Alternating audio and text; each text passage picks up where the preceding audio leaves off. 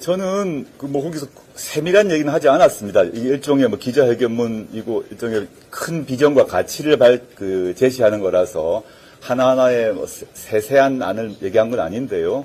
제가 보면 일단 주거권, 보유권, 교육권, 건강권 이렇게 얘기를 하지 않았습니까? 사회권의 내용으로. 물론 그 별도로 노동권이랑은 따로 말씀드렸는데, 그랬을 때 보면 주택 문제 같은 경우는 제가 기자회견 또는 이 자리에서 여러 번 말씀드렸는데, 예를 들자면 이미 저의 경제특보인 홍종학 전 장관께서 과거 민주당 의원 시절에 제출하셨고 안까지 만들어져 있는 게 있습니다. 그게 뭐냐면 모든 신혼부부에게 양질의 공공임대주택을 다 제공한다는 안입니다. 근데 당시에 민주당 및 또 여러 당시 언론들의 비판, 또 민주당 내부에서의 비판이 있어서 다 중단돼 버렸습니다.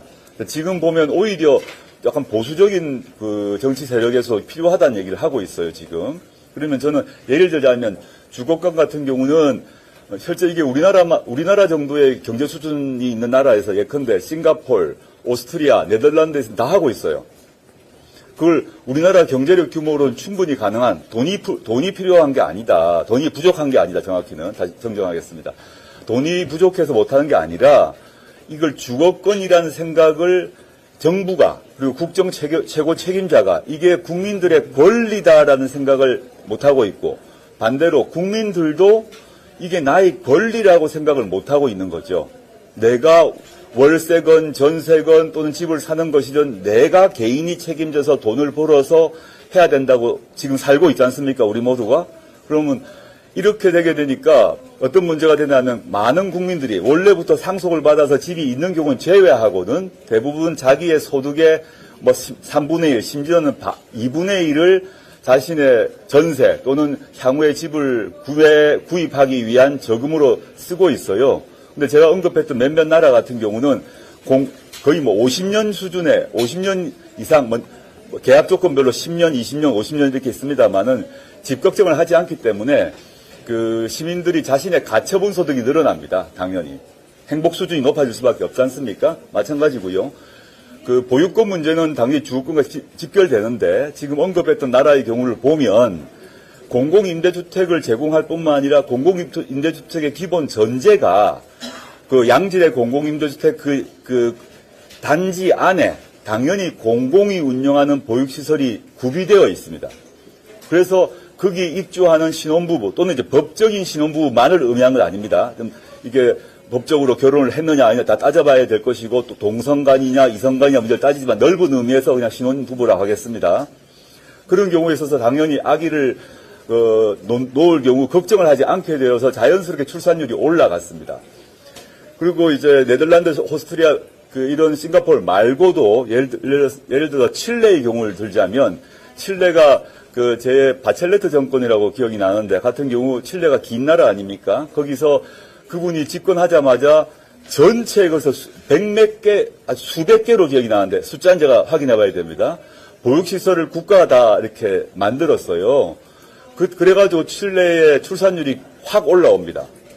이런 식의 구체적인 정책은 있다. 그 외에도 교육권, 양육권 문제는 더 나중에 말씀드리도록 하고 주거권, 양육권, 주거, 양육, 교육 이런 문제가 사실은 하나다라고 봅니다. 현 우리나라 시점에는 왜냐하면 이게 집이 없으니까 연애 결혼 어려워하고 연애 결혼했다고 하더라도 애 놓기 힘들어하고 애 놓는 경우에 있어서도 나중에 키울 걱정이 되어가지고 또 조심하고 이게 다 인생의 삶의 주기에 있어서 고비마다 걸림돌이 되고 있는데 우리가 아는 선진국에 있어서는 그런 문제를 사회권이라는 개념을 통해서 풀어나가고 있다는 거죠. 이미 해왔다.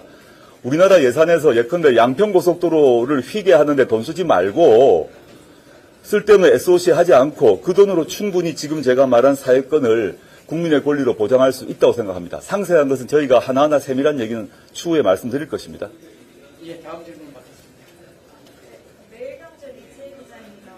올해 기자회견문에서 사회연대 임금제를 실현하겠다고 하셨는데 사회연대 임금제가 어떤 내용인지 좀 구체적으로.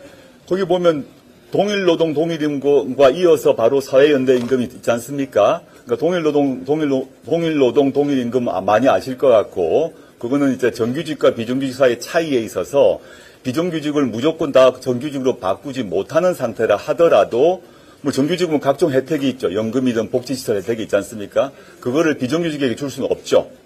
그렇지만 임금은 동일하게 줘라라는 것이 OECD의 대부분 나라입니다. 대부분 나라에서 정규직과 비정규직, 즉 이 구별은 인정하면서도 임금은 같이 주는 것이 OECD 국가의 노동법의 원칙이고, 두 번째 질문하셨던 사회연대 임금제 같은 경우는 북유럽, 또는 일부 서유럽, 북유럽에 실시하고 있는 것으로서 우리나라에서 가장 문제 중에 하나가 특히 젊은이들이 이제 취업과 관련해서 중소기업에 많이 가지 않고 있죠. 다들 뭐 그것도 알고 계실 것 같고, 그러면 정부와 대기업과 중소기업 사이에 있어서 이 임금과 관련한 적절한 협상을 합니다. 큰 사회적 대타협을 해서 대기업의 임금을 일정하게 스스로 자제하고 그 다음에 그 중소기업의 임금을 일정하게 높이는, 그리고 대기업의 경우 임금을 낮추게 되면 정부가 그 대기업에게 세제 혜택 등의 혜택을 주는, 이런 정부와 대기업과 중소기업과 또 대기업 노조가 크게 타결을 한 경험들이 있습니다. 그래서 이것들이 여러 사회복지국가, 선진복지국가에서 뭐 파업이 없어진 여러 가지 계기 중이기도 하고, 또 노동에 있어서 이런 중소기업의 인력난도 해결될 수도 있고, 여러 가지 문제 해결을 했던 사회적 실험이 이미 외국에 있기 때문에 그거를 저희가 동호하겠다라고 말씀드린 것입니다. 예, 마지막 질문 받겠습니다. 해야될 문제 때문에 이전에 한분 비대위원장이 법을 지키면서 하는 훌륭한 시민들이 범죄자이길 네, 기자님 죄송한데요.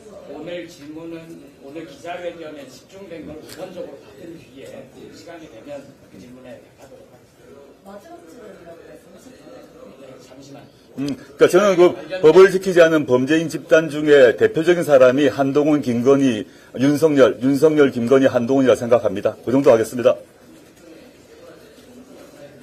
YTN 한국의견 기자님과 최근 인터뷰에서 작은 정부의 정보에 대해서는 기본적인 문제를 하지 않다라고 말씀하셨는데, 마찬가지로 오늘 여러 번 답을 했고요. 눈높이에 맞지 않으나 그다음에 사실관계를 정확히 확인해야 된다라고 얘기했고, 그 해명문 보시면 되고, 언론 보도에서 틀린 것이 많다라고 답드렸습니다.